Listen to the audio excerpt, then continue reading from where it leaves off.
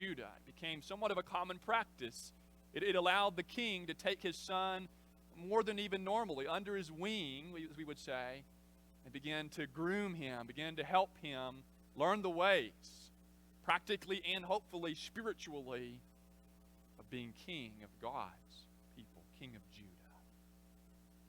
Keep going. It says he reigned 55 years in Jerusalem, city of David, where the temple is. Can you think of another king of God's people that reigned 55 years or more? How long did Saul reign? Anybody remember? 40 years. And then you keep going, David, Solomon. The point is that nobody ever reigned as long as Manasseh. 55 years. What a legacy. But then verse 2. Well, we got to finish verse 1. His mother's name was Hephzibah, and he did what was evil in the sight of the Lord, according to the despicable practices of the nations, whom the Lord drove out. Look at this. He's not talking about the current nations in the borders around Judah, although that would for sure be possible and would apply. The writer of 2 Kings takes us all the way back to the time, let's say, of Moses and pre-Moses. You could go back to the time when God told Abraham in Genesis 15, the Amorites and the Canaanites, their iniquity's not yet full, but in about 450 years it's going to be, and your people, my people, your descendants are going to take the land. The people that Moses, really Joshua too, more even than Moses, drove out of the land of Canaan, Manasseh did himself and led the people to do what they did. That's the overview. 55 years. Let's say at least 45 years of what verse 2 tells us about Manasseh's reign. But then we get more detail. Look at 3 through 5 now and his construction. It is not uncommon for rulers to have projects, construction projects. Here's his construction project, 2 Kings 21, 3 through 5. We read, "For he rebuilt the high places that Hezekiah his father had destroyed."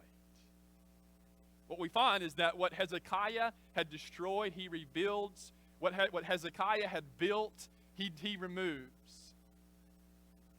Look at the rest of it. And he erected altars for Baal and made an Asherah as Ahab, king of Israel, had done.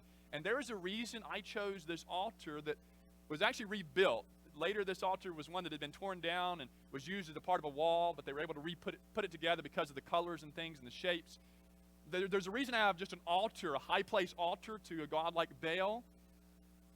And I don't have a picture of what's called here the Asherah, or a pole of Asherah, because you can't really find one. They weren't all the same, but they all had this in common. I could not find an image that wasn't highly suggestive in nature. And he erects that, as Ahab, king of Israel, had done, and worshipped all the host of heaven and served them or bowed down to them. Verse 4, he built altars in the house of the Lord, of which the Lord had said, "In Jerusalem will I put my name." And he built altars for all the host of heaven and the 2 courts. This was no small thing, hiding in a corner of the house of the Lord. There is a reason that there are things that will be said about Manasseh that have been said about the kings of Israel, like Ahab, that you never find. Read 1 Kings, read 2 Kings. The kings of Judah, they're not all good by far, but there are never things said like are said about Manasseh. he does things that had not been done.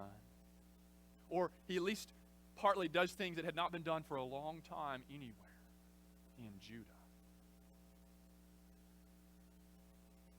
Asherah, historically, archaeologically, there is some indication that some people, I wouldn't put it past Manasseh himself, that some people worshipped her. She's the mother goddess of all the Canaanite gods, by the way. It makes sense that he puts her in the temple because some, apparently, of Judah worshipped her like the consort of Yahweh. One man wrote that it is like bringing the adulterous individual, couldn't even think of the word, mistress, there's the word. It's like bringing your mistress into the bedroom with your wife. That kind of spiritual, idolatrous adultery. 3 through 5 is construction. But it only gets worse. Look at verse 6. So I have 6 through 9, and then we go over to verse 16 as the depths of Manasseh's sin.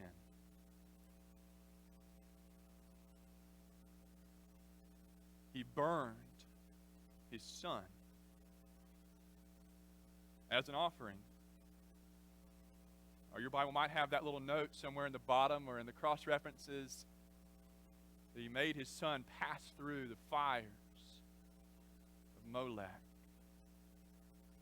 and used fortune telling and omens and dealt with mediums and with necromancers. He did much evil in the sight of the Lord, provoking him to anger. And in verse 7, you get more of a description of what he did with Asherah that I mentioned a moment ago. But then you get also God's instructions, as if we needed to be reminded of what God had said, of how the audacity of this king. And then verse 9, but they did not listen. Manasseh led them astray to do more evil than the nations had done, whom the Lord destroyed before the people of Israel. First time, that's one of them, first time that's ever said about a king of Judah, that they led or they made the people sin. They'd had wicked kings, but never one that had almost forced the people to follow them into this depth of human depravity. And I don't mean depravity in the sense of hopeless or inability to turn back, but in the sense of this, the height, if you want to look at it in one sense, or I prefer the depth of this wickedness. And then verse 16, moreover, Manasseh shed very much innocent blood. Look at the adjectives. Till he had filled Jerusalem from one end to another, which tells me this wasn't just Manasseh. It's not like Manasseh is going on this killing spree. I mean, he probably killed a bunch of people as king. He probably didn't do it directly at all. But it's that during his reign, because of the idolatry, their worship is so perverted and their spirituality is gone, the entire country falls into this moral, ethical decay. Where there's so much bloodshed, it's like the streets of Jerusalem were just covered in blood. And then you finish the verse. Besides the sin, and here's that language, that he made Judah to sin. It doesn't remove their accountability. It just lays an even heavier weight on his shoulders so that they did what was evil in the sight of the Lord. I don't know how you read 2 Kings 21:6. Just forget the rest of it. And it not break our hearts. But we'd never do anything like that, would we? We'd never have people who have authority and leadership. We don't have kings today that lead people astray. Corrupt leadership. And that to say that is, for Manasseh, to say he's corrupt leadership is, that's underrated.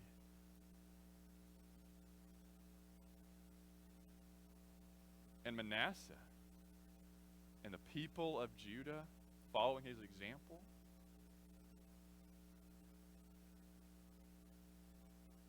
they killed their kids and called it worship.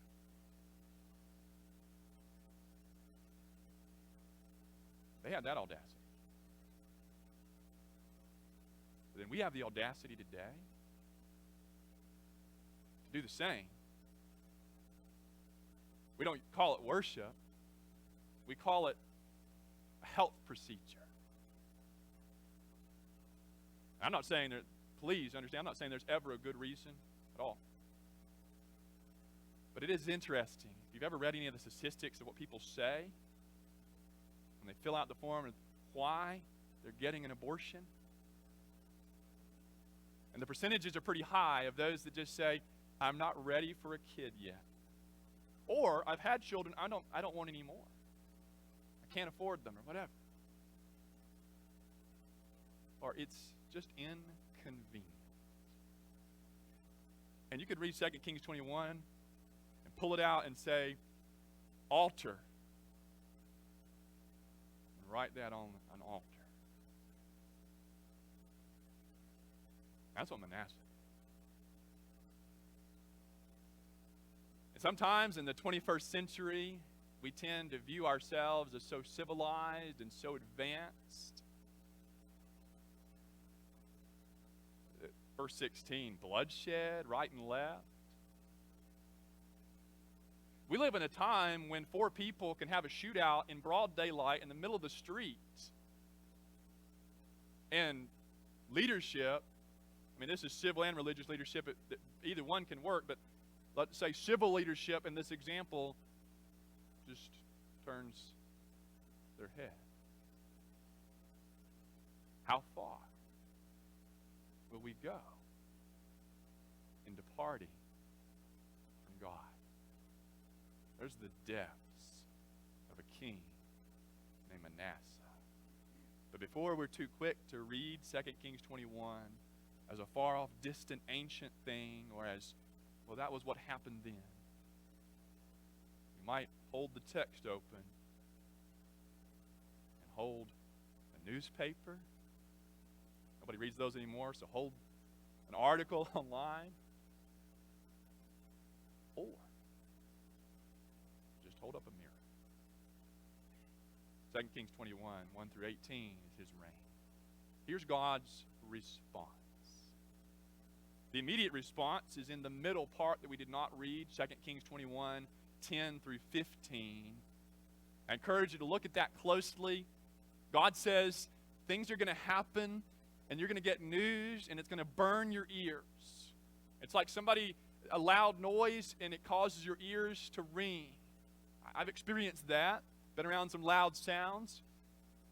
That's what this news is going to be like to you.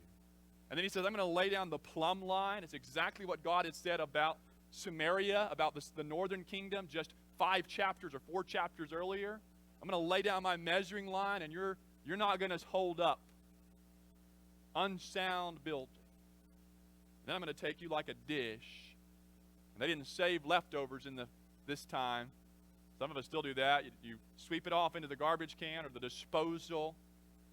I'm going to clean you out like a dish. My destruction on you, my punishment is going to be total. Thorough. That's how God responds. But instead of reading that together, look at Jeremiah chapter 15. And look at the word because. Because. Jeremiah 15. Let's read just verse 4. This is when Jeremiah says for the Lord, there's no hope for you. You've gone too far. The inevitable is going to be inevitable. Look at Jeremiah 15:4. It says, I will make them a horror to all the kingdoms of the earth because, you see it? Because of what Manasseh, the son of Hezekiah, just so we don't miss who this is, king of Judah, did in Jerusalem. Then go back, 2 Kings. Look at chapter 23. 2 Kings 23, just one verse here as well, verse 26. A couple of chapters over, we read this. This is after Josiah, who's two kings after, or you could say one king after, however you want to look at it or count it, from Manasseh. You got Manasseh's son, now Josiah. This is during his reforms. He's trying to undo what Manasseh did, but still, the Lord did not turn back from the burning of his great wrath, by which his anger was kindled against Judah, because of all the provocations with which Manasseh had provoked him. I am not saying that Manasseh, we already went down this path slightly tonight, I'm not saying that Manasseh is the sole reason all the blame goes to Manasseh. No. God's not saying that. I don't think so.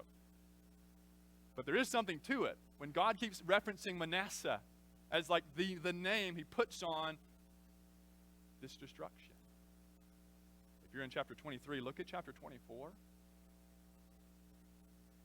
This is the beginning of the end of the story of Judah, at least prior to captivity. 2 Kings 24, the first 4 verses. In his days, Nebuchadnezzar, king of Babylon, came up, and Jehoiakim became his servant for 3 years. Then he turned and rebelled against him, and the Lord sent against him bands of the Chaldeans and bands of the Syrians and the Moabites and the Ammonites, you get the picture, and sent them against Judah to destroy it, according to the word of the Lord that he had spoke by his servants, the prophets. Surely this came upon Judah at the command of the Lord to remove them out of his sight. Like, this is too, I can't even look at you any longer. For the sins of whom? Manasseh, according to all that he had done, and also for the innocent blood he had shed. For he filled Jerusalem with innocent blood, and the Lord would not pardon. That's God's response to the depths of human idolatry and sin. Now, a summary. A summary could be seen this way. We go back to that question. Now it's a statement. As we read the story of Manasseh, we see just how far one can go. But it is an example for a reason. Think about this. Who did we say his dad was? That's Hezekiah. Great king in all his might, Hezekiah. We're not told about his parenting or anything like that. I mean, he reigned 10 years, likely, alongside his father from a 12-year-old. I don't know. Did Hezekiah not do a good job in raising his son? Or is it one of those times when a good man does a good job and his child still grows up to be evil in the sight of the Lord? How far can one go from where they were to where they end up in the depths of human depravity? Did anybody see Hebrews 11:37 on the handout or on the screen? I'll add this briefly. It is thought. We know Isaiah prophesied during the time of Manasseh. Now, there does seem to be a bit of rather silence during the 55 years of Manasseh's reign. It's like things were so bad, even the prophets weren't heard hardly. But it is thought that at least one of the people in view in Hebrews 11:37, where it says some were sawn in two, is that Manasseh had Isaiah. He literally shut up the prophet. cut him in half. That leads you to that second takeaway or summary thought. What a legacy. To have your name go down in infamy repeatedly as the one that bore this special responsibility for not just your own sin, but leading others into that depth of depravity. And a legacy where, look at his son at the end of 2 Kings 21, picks up right where his father left off. And then I look back at myself and I wonder, I don't have a doubt in my mind, nobody in here is going to leave a legacy like Manasseh. But I still ask, what kind of legacy am I leaving? What kind of effect and influence am I having on people around me? My children, my spouse, my family, my friends, my fellow church members, my community members. I don't have to be king of God's people to make an impact, positively or negatively, on those around me.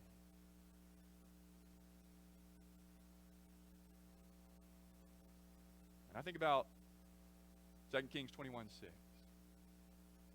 I think about our day. I wonder how long it will be.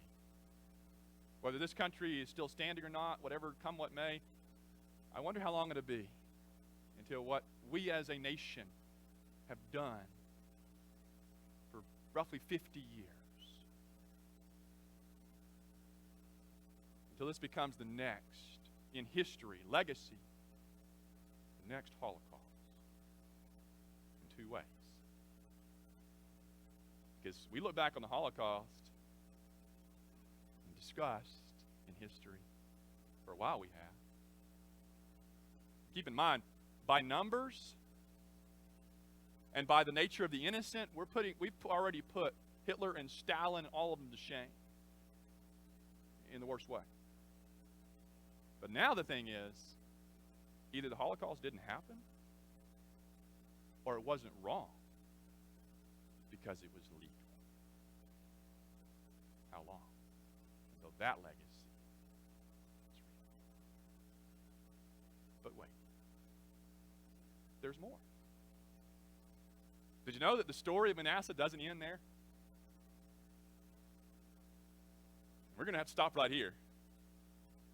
And we'll just leave it there. I'm not trying to be Paul Harvey. I'm not trying to be gimmicky and get you to come back next Sunday night. You should want to come back regardless of who or what is the topic, or who's the speaker and what is the topic. But there is more to the story of Manasseh. We haven't looked at it all.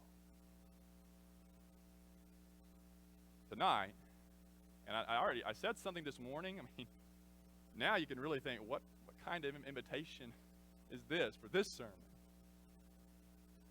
You could look at it as an invitation tonight. No, not likely that I've done something like Manasseh, but that any sin is a rebellion to God. I might need to make some changes and some repentance and brokenness by sin. Or I might need to make sure that I have the kind of sadness and anger that God does when people do such despicable, isn't that what the text said, acts. But thankfully, even when I read 2 Kings 21 and these other texts, I have to keep in mind that we serve a God who gets angry and punishes sin rightfully so. But also, we serve a God of the prodigal.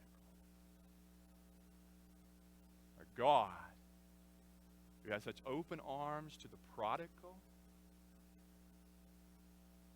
that he took on flesh and died